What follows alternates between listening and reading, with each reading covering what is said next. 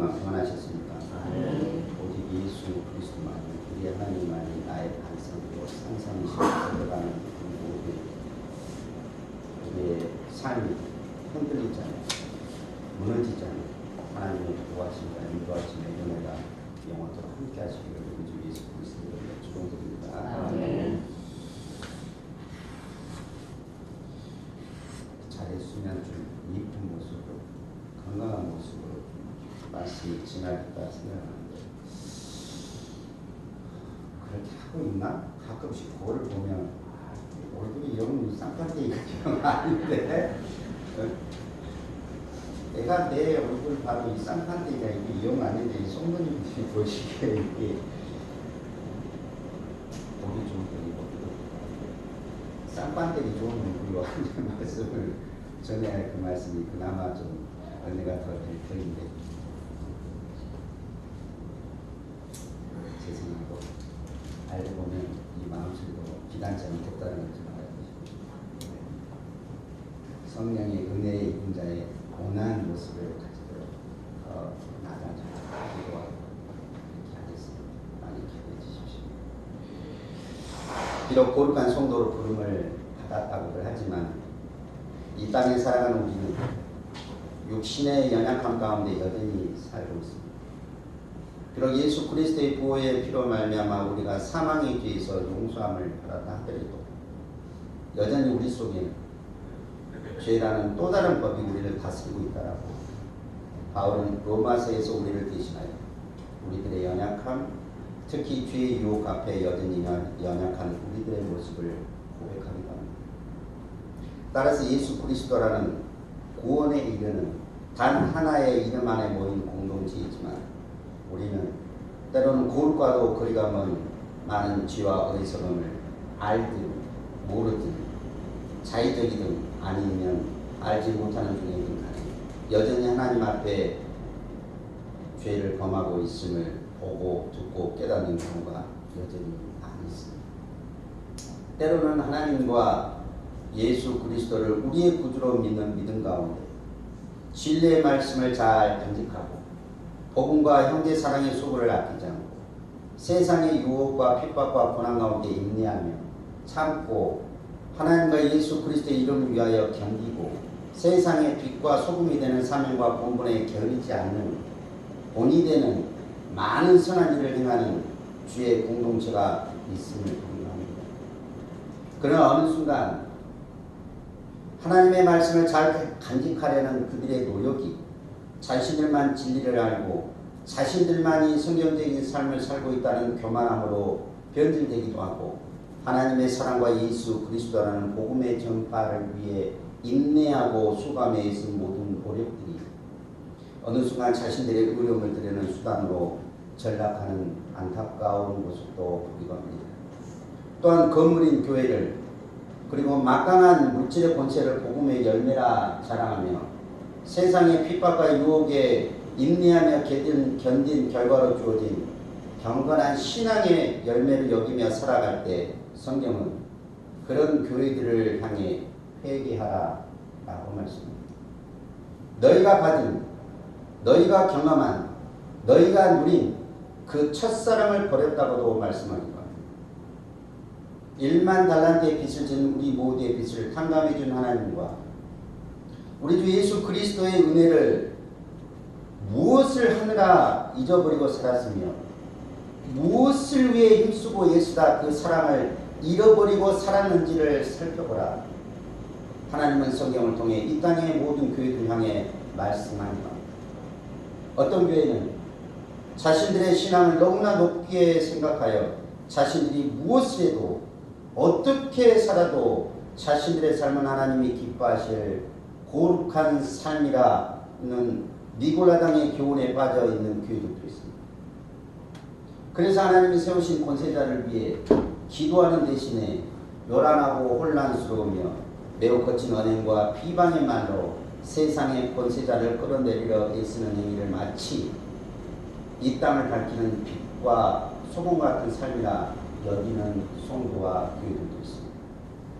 세상이 숭배하고 두려워하는 그리고 하나님을 알지 못하는 이들이 세상을 살아가는 방법인 사람의 힘으로 세상을 바꾸겠다고 옛 바벨론 탑을 쌓기 위해 모인 그들처럼 모여서 시위하며 바른 신앙을 지킨다는 이유로 교회를 분열시키고 분란을 일으키는 모든 행위를 하나님이 말씀하신 정의롭고 공의로운 삶이라 여기는 성도와 그들의 공동체 또한 있습니다. 하나님과 우리 주 예수 그리스도의 이름을 내세우고 복음을 전하라 주신 직분을 앞세워 모든 악을 하고 자신들 하나님의 율법의 말씀을 무시해도 되는 것처럼 살아가는 성도와 교회들 또한 이 땅에 많이 있습니다. 만약 자신들의 의로움으로 스스로 마음을 경작하지 못하는 불모지처럼 마음을 굳게 하며 눈과 귀를 막고 회개하지 않으면 하나님은 그들에게 속히 가서 내 입에 검, 즉 살아있고 활력이 있어서 좌우에 날선 어떤 검과도 예리하여 혼과 영과 관절과 골수를 찔러 쪼개기까지 하며 또 그 마음의 생각과 뜻을 판단하여 지으신 것이 하나도 그 앞에 나타나지 않음이 없고 우리의 결산을 받으실 이의 눈앞에 만물이 벌거벗은 것 같이 드러나게 할 그 하나님의 말씀 앞에 그들의 모든 숨은 죄악을 하나님은 고발하며 온 천하에 그들의 죄악을 드러나게 하실 거라고도 말씀합니다. 심지어 우상의 종들과 교제하고 그들과 연합하여 예배드리는 것을 마치 하나님이 기뻐하실 참된 예배라 가르치는 자들, 헛된 교훈으로 세상과 하나님을 같이 섬기라 붙이는 자들을 따르는 교회도 있으며 마치 죽은 자들을 제사하는 장례식장처럼 부활의 기쁨이나 감사나 생명이나 능력이나 하나님 나라에 대한 아무런 소망 없이 그저 죽은 영혼들이 죽은 하나님을 앉아 예배 드리는 것과 같이 생명 없는 예배를 드리는 그런 교회들도 있다라고 주님은 성경을 통해 우리에게 또한 말씀해 줍니다. 그런 교회들을 향해 주님은 너희들이 복음을 어떻게 받았으며 어떻게 들었는가를 생각하고 회개하라라고 또한 우리에게 말씀해 줍니다.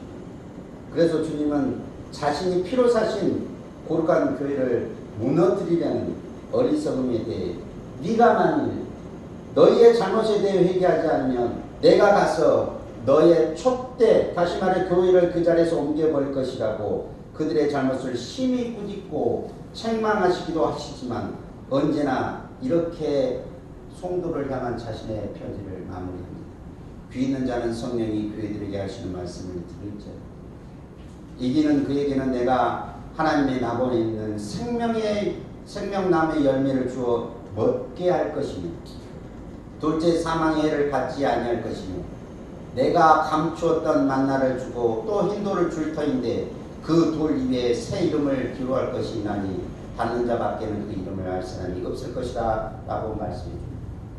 계속해서 이기는 자와 끝까지 내 일을 지키는 자에게 만국을 다스리는 권세를 주리니 그가 철장을 가지고 그들을 다스려 질그릇 깨뜨리는 것과 같이 할 것이며 내가 또 그에게 새벽별을 주리라.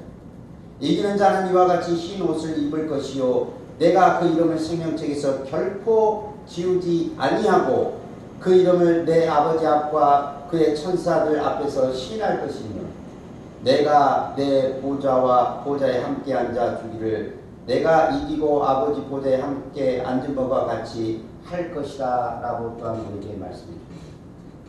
만일 일깨우지 아니하면 자신들의 죄와 허물을 일깨우지 아니하면 내가 도둑같이 이르리니 어느 때에 내가 너희에게 이르는지 알지 못할 것이라 경고하시기로 합니다. 그럼에도 교회나 세상은 다 똑같다는 눈치껏 예배하고 적당히 수고하고 헌신하는 성도들이 모인 교회들을 향해 주님은 내가 네의 행위를 아노니 네가 차지도 아니하고 뜨겁지도 아니하다 말씀하시면서 네가 차든지 뜨겁든지 둘 중에 하나를 선택하라. 나는 그것을 원한다 라고 말씀합니다. 이런 노래를 아십니까? 야야야 내 나이가 어때서 사랑하기 딱 좋은 나이지. 제가 원래 이 노래도 잘합니다. 하나님 말씀을 잘 듣는다 제가 듣지. 어느 트로트 가사의 내용처럼 내 나이가 어때서 사랑하기 딱 좋은 나이지. 먹고 입고 놀고 쓰고 즐기고 눈과 귀를 즐겁게 하는 안목의 중력과 육신의 종력을 누리며 살아가는 것에는 나이가 중요치 않다라며 몸을 이리저리 흔들며 노래하다가도 주의 몸된 공동체를 위해서 수고하고 헌신하며 복음의 사명을 위해서는 내 나이가 얼마인데요? 내 형편과 처지가 어떤데요? 이제 다 늙고 힘없는 내가 어떻게 해요? 라며 성전 미문 앞에 앉아 사람 향해 구걸하는 안진뱅이 거지처럼 그렇게 살아가는 교회들도 있어요.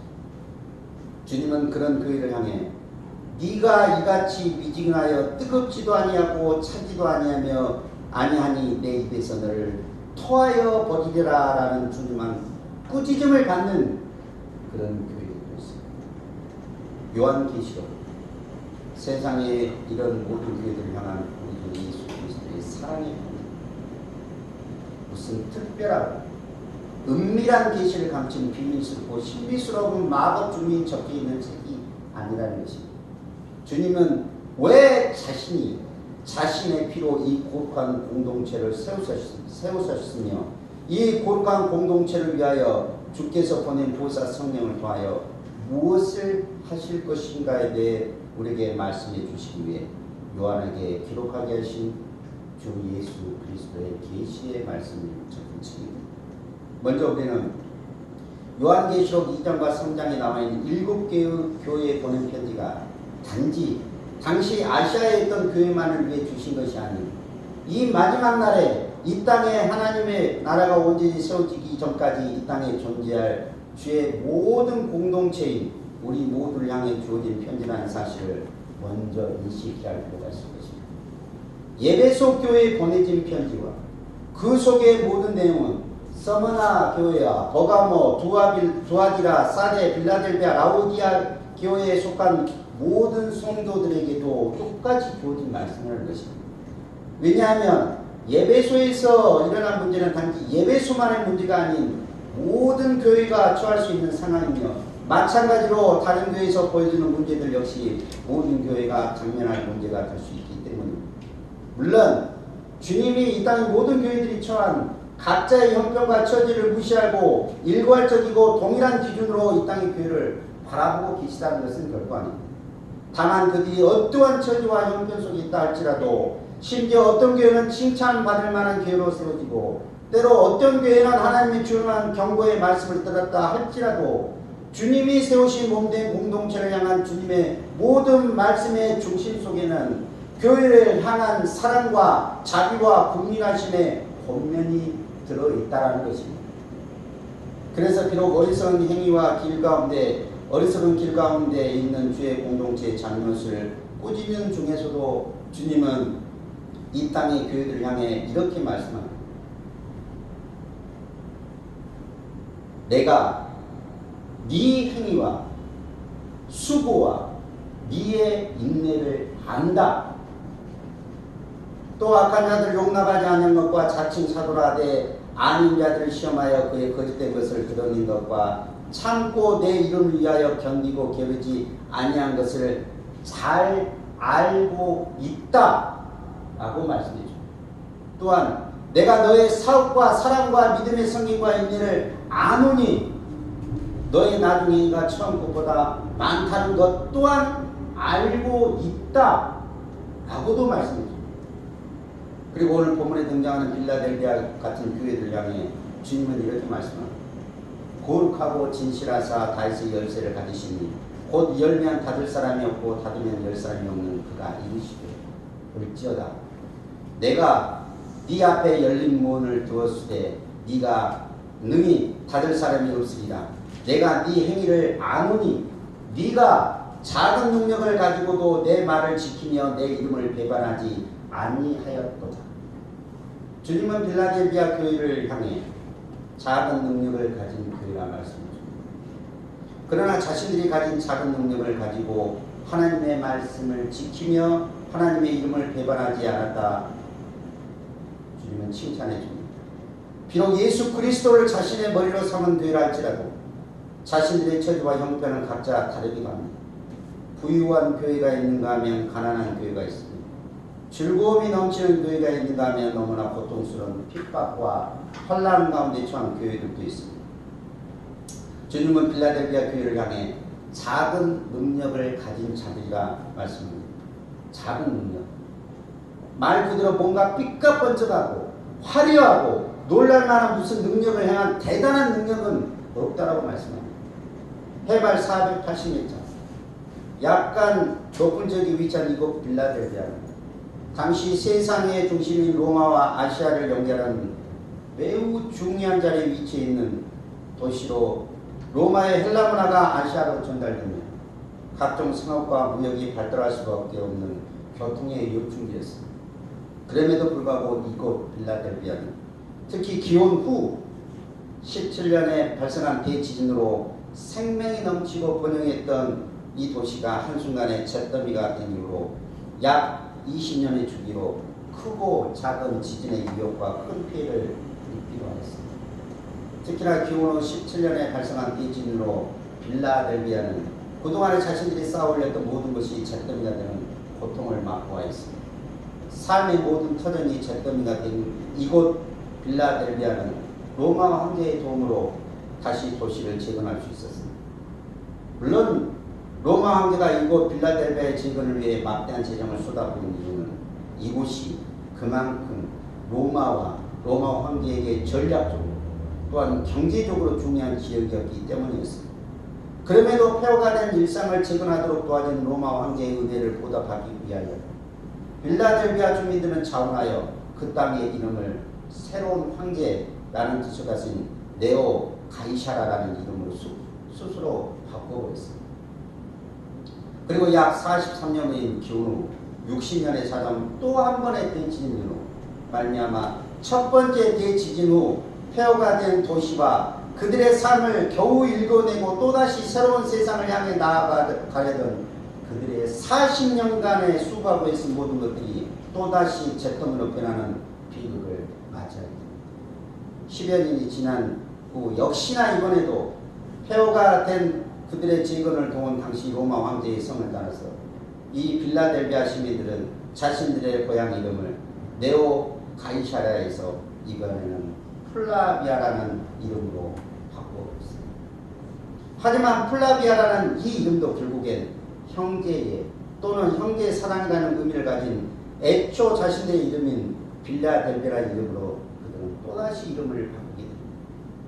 살았다는 이름을 가졌으나 실상은 죽은 것처럼 살아간다 꾸짖음을 받았던 사대 교회와 겉은 부요하나 실상은 궁핍한 교회라 칭함을 받았던 라오디게아 교회 사이에 위치한 이 빌라델비아 사람들에게 네오 가이샤라라는 이름과 플라비아라는 이 이름들은 한때 그들의 자랑이었으며 그들의 자부심을 드러내는 이름이기도 하였습니다.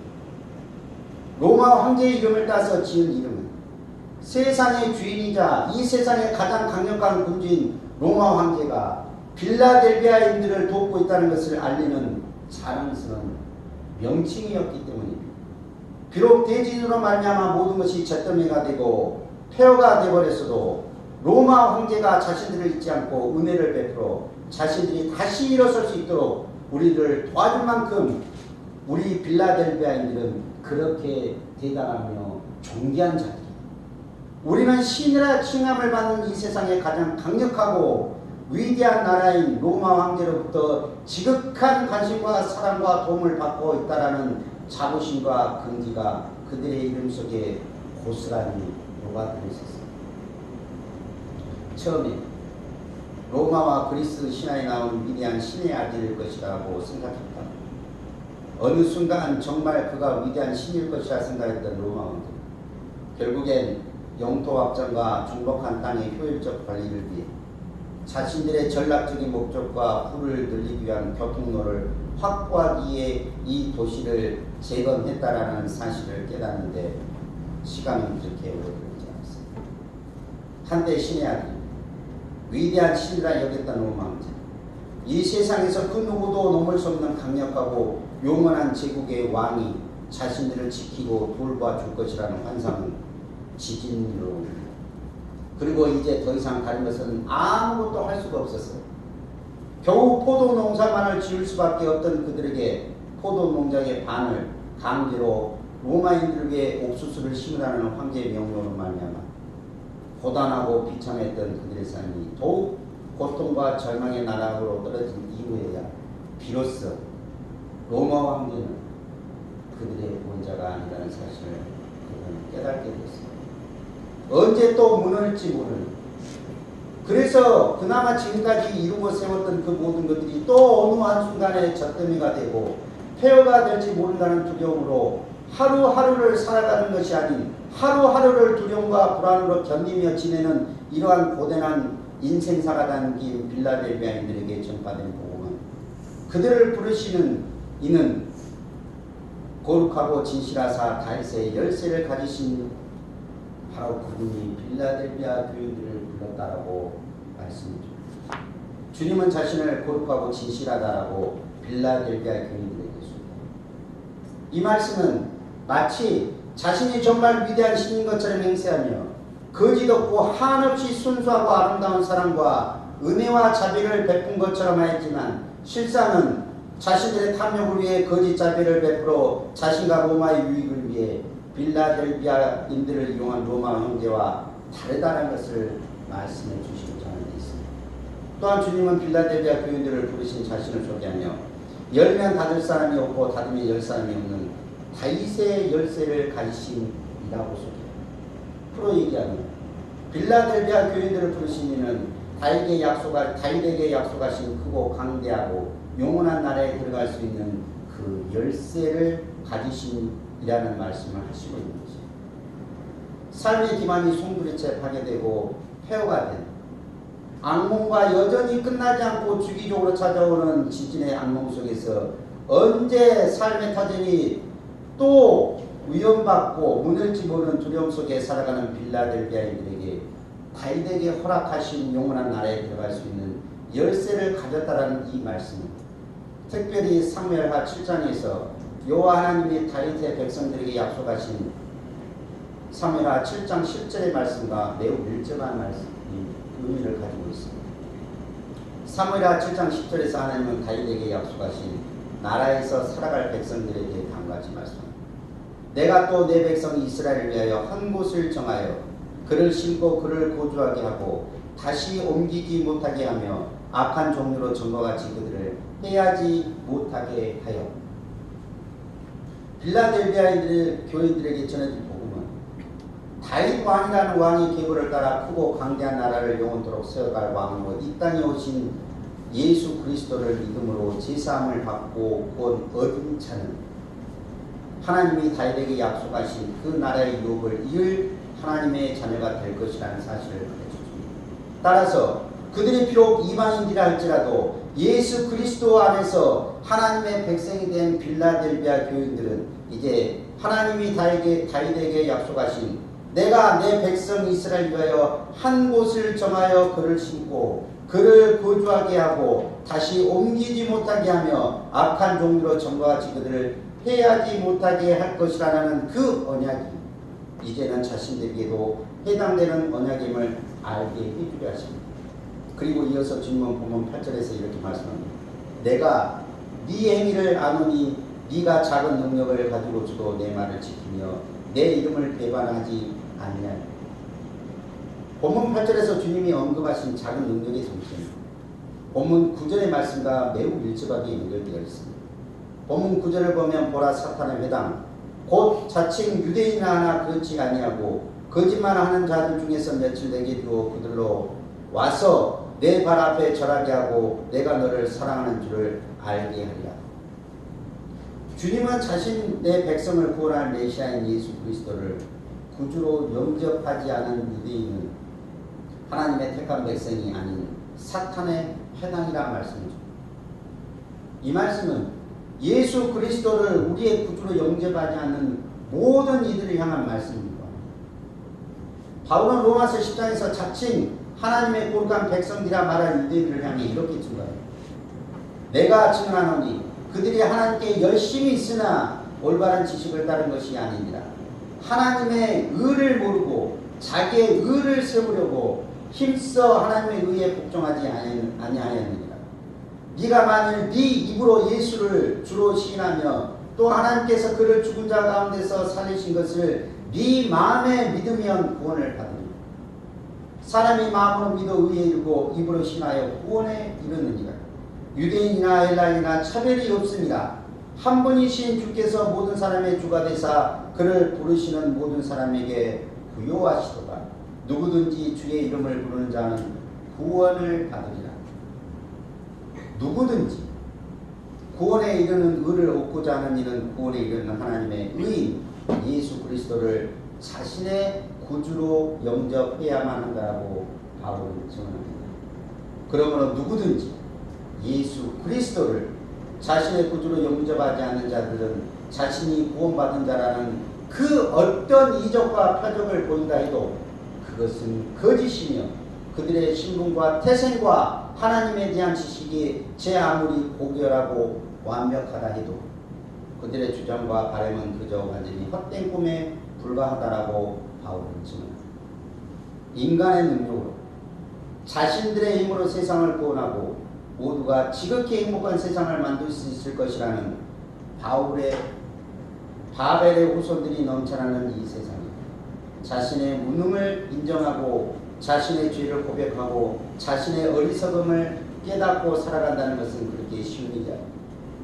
비록 그러한 고백과 인정이 자신과 천지를 창조하신 분 앞에 우리들의 마땅한 본분이라는 것을 알고 있다 하더라도 우리는 언제나 겸손보다는 교만을 벗어납니다. 바울은 자신의 육신에 있던 질병이 사실은 자신이 주님께 받은 계시가 너무 크므로 자신을 쳐서 너무 자만하지 않도록 하기 위해 주님이 허락하신 사탄의 사자라고 고백하면서 자신의 육신을 고통스럽게 하는 그것이 자신에게서 떠나게 해달라 주님께 간구하였다라고 고린도후서 12장에서 고백합니다. 신학의 역사 속에서 바울처럼 예수 그리스도의 사도로서 큰 쓰임을 받은 이가 있었을까 할 만큼 그는 하나님과 주 예수 그리스도께 사랑을 받은 자요 이방을 하나님께 돌아오도록 복음의 능력을 받은 자라는 사실을 우리 모두는 잘 알고 있습니다. 그런 바울도 자신의 육신에 있는 연약함을 가리켜 사탄의 사자라고 주께 고백합니다.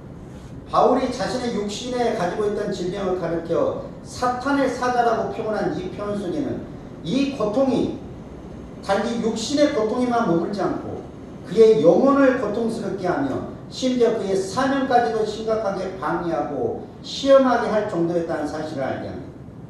그렇게 사랑했던 자신의 종의 간구함을 들으시고도 주님은 그의 간구를 허락하지 않으시고 고린도후서 12장 8절과 9절에서 이렇게 바울에게 말씀해줍니다.